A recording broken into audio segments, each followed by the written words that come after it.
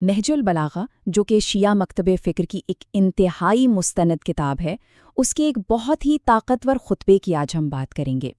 یہ خطبہ امام علی علیہ السلام سے منسوب ہے، اور یہ ایک ایسی فریاد ہے جو آج بھی اتنی ہی اہم ہے جتنی 1400 سال پہلے تھی۔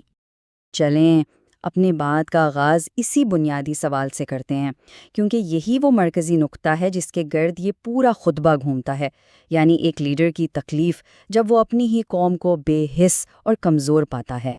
تو آئیے اس میں ذرا گہرائی میں اترتے ہیں۔ یہ خطبہ اس وقت کا ہے جب امام علی علیہ السلام اپنے ساتھیوں کو شام کی فوج کے خلاف جنگ کے لیے تیار کرنے کی کوشش کر رہے تھے، لیکن انہیں اپنی ہی فوج کی طرف سے ایک عجیب سی سرد مہری اور غفلت کا سامنا تھا۔ اس خطبے کا آغاز ہی ایک لیڈر کے شدید کرب اور مایوسی سے ہوتا ہے۔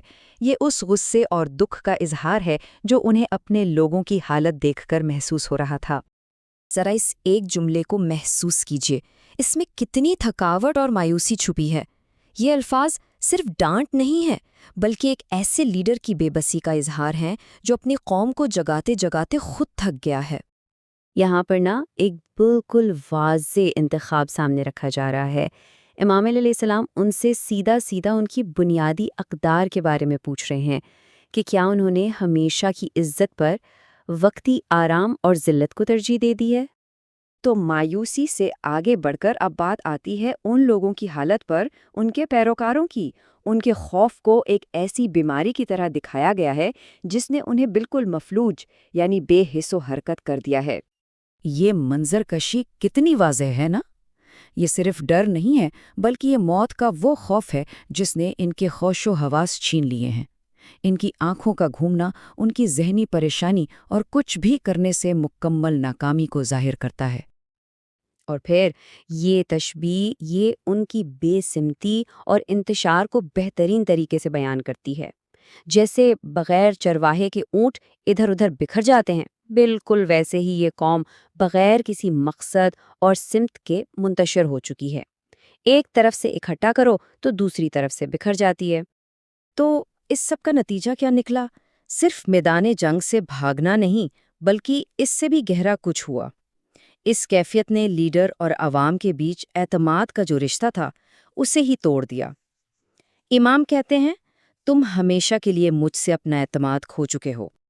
اچھا، تو اب دیکھتے ہیں کہ اس بے حسی اور بے عملی کی قیمت کیا چکانی پڑ رہی تھی۔ اس کے نتائج کتنے سنگین تھے۔ اور یہ صرف کوئی دھمکی نہیں تھی، یہ وہ حقیقت تھی جو ان کے سامنے تھی۔ ان کی سستی اور کاہلی دشمن کو مزید ہمت دے رہی تھی۔ ان کے شہروں پر حملے ہو رہے تھے، لیکن ان کی غیرت نہیں جاگ رہی تھی۔ وہ غفلت میں جیسے سب کچھ بھلائے بیٹھے تھے۔ اور یہاں ایک ایسی بات کہی گئی ہے جو ہر دور کے لیے سچ ہے۔ جب کوئی قوم مل کر ذمہ داری لینے سے انکار کر دے اور ہر شخص اپنی ناکامی کا بوجھ دوسرے پر ڈالنے لگے تو اس کا مقدر شکست کے سوا کچھ نہیں ہوتا۔ اور پھر سب کچھ بدل جاتا ہے۔ ڈانٹ ٹپٹ اور افسوس کے بعد خطبے کا رخ ایک دم پلٹ جاتا ہے۔ اب لیڈر اپنی ذاتی غیر متزلزل وابستگی کا اعلان کرتا ہے۔ یہ اس پورے خطبے کا جذباتی عروج ہے، اس کی جان ہے۔ یہ اس لیڈر کا اعلان ہے کہ اگر کوئی اس کے ساتھ کھڑا نہ بھی ہو تب بھی وہ اکیلا لڑے گا۔ وہ ذلت قبول کرنے کے بجائے موت کو ترجیح دے گا، اور یہ عہد اس کی اپنی ہمت اور عزم کو ظاہر کرتا ہے۔ یہ ایک بہت اہم تبدیلی ہے۔ مسئلے کی تشخیص کے بعد اب حل پیش کیا جا رہا ہے۔ یہ خطبے کو محض ایک شکایت سے بڑھا کر ایک عملی منشور میں بدل دیتا ہے۔ تو اب ہم آتے ہیں خطبے کے آخری اور شاید سب سے اہم حصے پر، جو ایک لیڈر اور اس کے لوگوں کے درمیان تعلق کی وضاحت کرتا ہے۔ یہ سلائیڈ اس رشتے کو بہت خوبصورتی سے دکھاتی ہے۔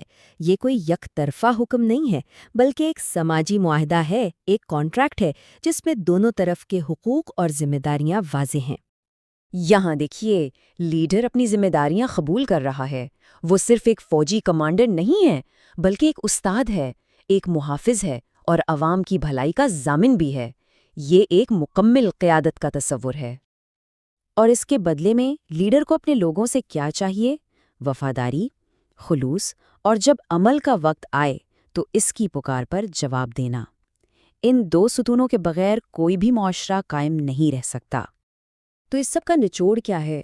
یہی کہ قیادت اور شہریت دونوں ایک باہمی ذمہ داری ہیں۔ یہ خطبہ آج بھی ہمیں یاد دلاتا ہے کہ ایک مضبوط معاشرہ صرف بہادر لیڈروں سے نہیں بلکہ پرعزم اور وفادار پیروکاروں سے بھی بنتا ہے۔ تو یہ خطبہ ہم سب کے لیے ایک سوال چھوڑ جاتا ہے۔ یہ ہمیں اپنی زندگیوں میں، اپنے معاشروں میں ان لمحوں پر غور کرنے کی دعوت دیتا ہے جہاں خاموش رہنے یا بے عملی اختیار کرنے کے بجائے کھڑے ہونے اور ذمہ داری قبول کرنے کی ضرورت ہوتی ہے۔